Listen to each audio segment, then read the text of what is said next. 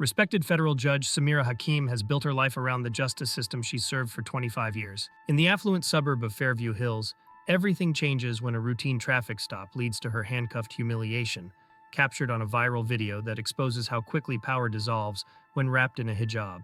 As ethics committees gather and allies offer political solutions, Samira must decide if true justice requires stepping beyond the black robe that defined her, or watching silently as nothing changes. Part 1. The Encounter. Judge Samira Hakim had spent 25 years upholding justice from the bench, but it took Officer Brennan only 3 minutes to see her as just another Middle Eastern woman in a car.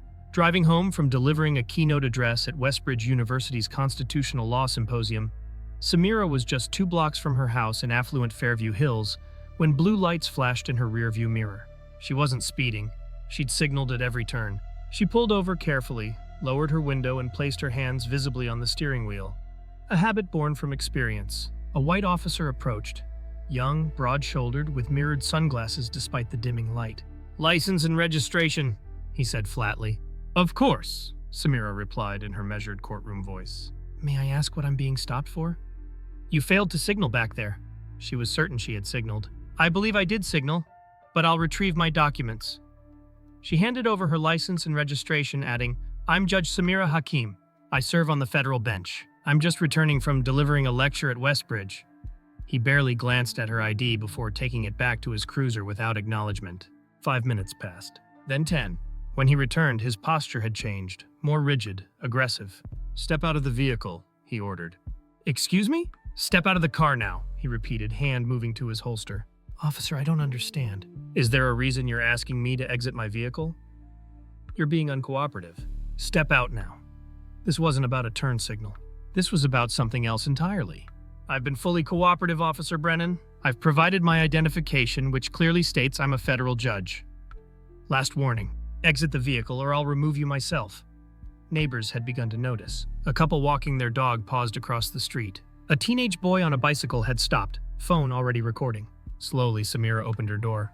Her heels touched the pavement as she stood, keeping her hands visible.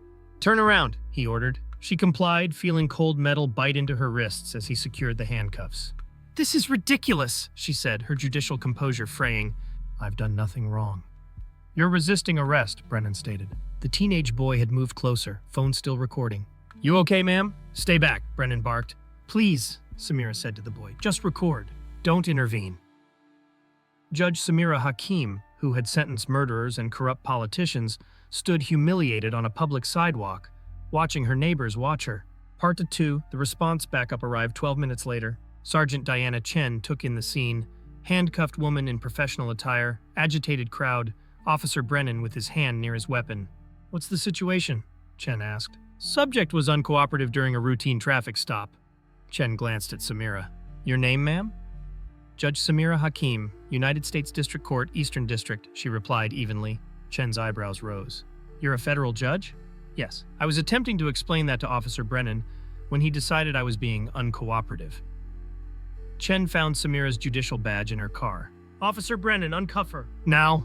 "Sergeant, she was..." "Now, Brennan." As Brennan removed the handcuffs, Samira rubbed her wrists where the metal had dug into her skin. "Judge Hakim, I sincerely apologize for this incident," Chen said loudly. "This is not how the Fairview Police Department conducts itself." "And yet," Samira replied, equally audible, "here we are." Captain David Harrison arrived and approached Samira. "Judge Hakim, I want to personally assure you that we will be conducting a thorough..." "Save it, David," Samira cut him off. "We both know what happened here. Your officer saw a woman in a hijab and decided she was suspicious. I'd like to invite you to come to the station to file a formal complaint," Harrison said. "No," Samira stated firmly. "I will be contacting the Department of Justice's Civil Rights Division tomorrow morning." By dawn, her phone wouldn't stop buzzing. The video, captured by young Jamal Williams, had gone viral overnight. 3 million views and climbing. Her colleague, Judge Martin Okonkwo, had texted, "Emergency meeting of the judges, 9:30 a.m. And then there were the media requests. CNN, MSNBC, Fox News, Al Jazeera, the New York Times, the Washington Post. Her doorbell rang, her friend Rashida Khan. "Have you decided what you're going to do?" "I haven't slept enough to make that decision," Samira admitted. More neighbors arrived, organizing a community response. Her clerk called to inform her that a defendant in her current case, a police corruption trial, had already filed a motion questioning her impartiality. The governor called personally. "I've directed the state attorney general to open an investigation." "I appreciate that," Samira replied. "But this isn't about one officer or one department. It's about systemic issues." As a judge, she had always believed in the system's capacity for justice. But last night, she had been outside the system, vulnerable, disbelieved, just another Muslim woman to be treated with suspicion. Part 3. The Decision. Layla Hakim burst through the front door that evening, having flown in from law school. "I told you not to come," Samira said, embracing her daughter. "And I told you I'm not great at following instructions," Layla replied. In the kitchen, Samira outlined her options. Stay silent and let institutions handle it. Speak about her personal experience while avoiding systemic critiques, or use this unwanted platform to address bigger issues, knowing it could affect her judicial career.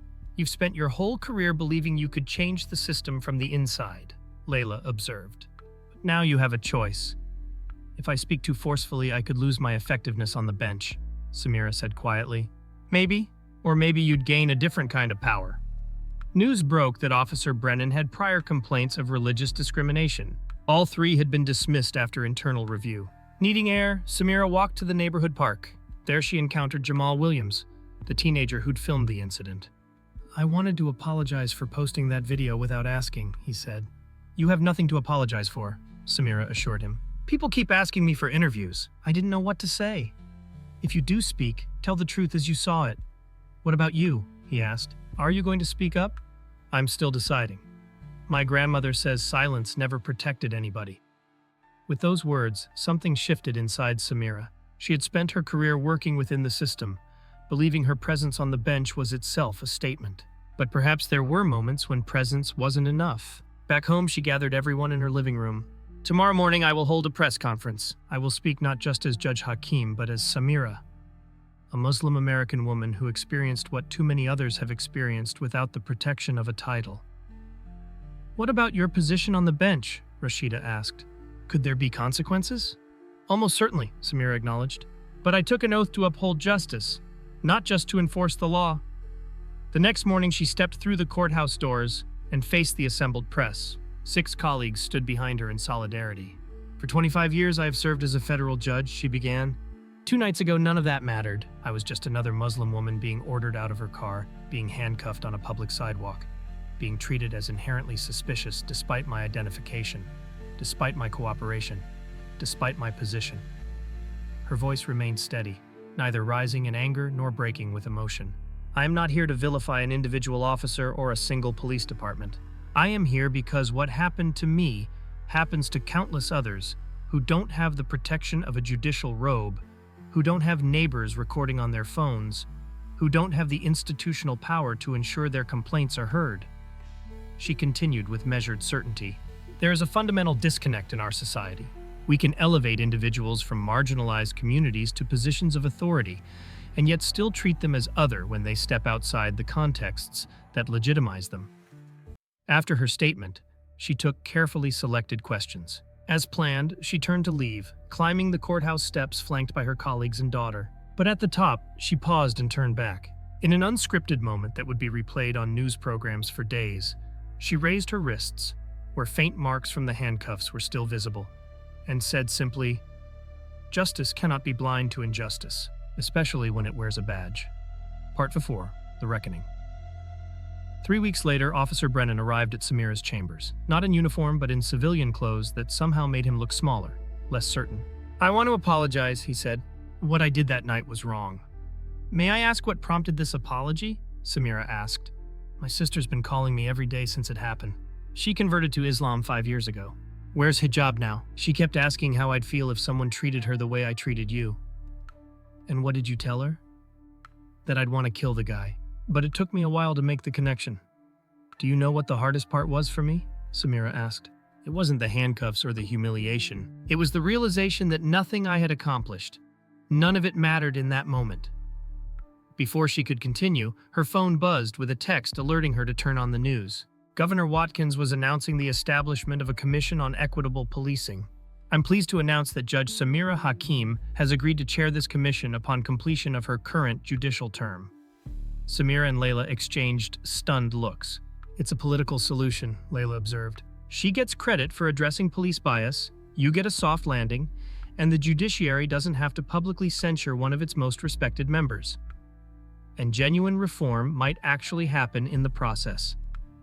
The governor's announcement was a clear signal.